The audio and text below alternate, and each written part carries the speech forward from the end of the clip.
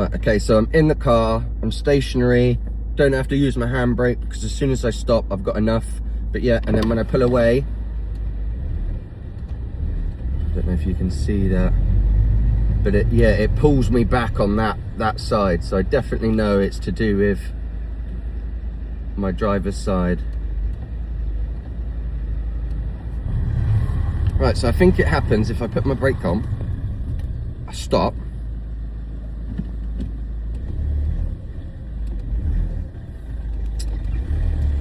or is it the handbrake? Put my handbrake on, right, stopped, handbrake on,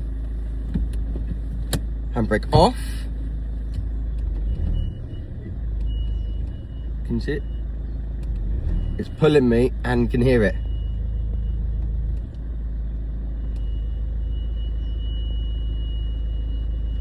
There we go, finally got it on video, hopefully. So that is what we're gonna do and hopefully sort with this spring. So let's get the car back and up and sorted. All right, so it's that I need to replace. So let's get this one out. Okay, so I've put the handbrake down, put a brick in front of the car. So this should be loose now. But yeah, it's just, so I don't know whether it's this that is seized or whether this just isn't pushing it back as much. So let's get this out. Okay, so that is the old spring removed. This is the new one. Feels a lot more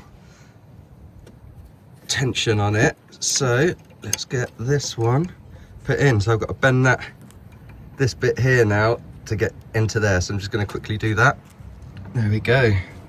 All clipped into place. So I mean, this does look pretty muffed up, so maybe I need to actually take it all off, give it a good clean, but let's see if this spring makes a difference.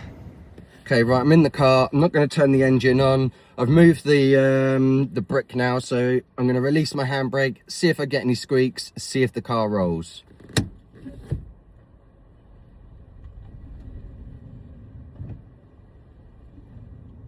It's looking good. Right, let's do another test. Come down here, stop.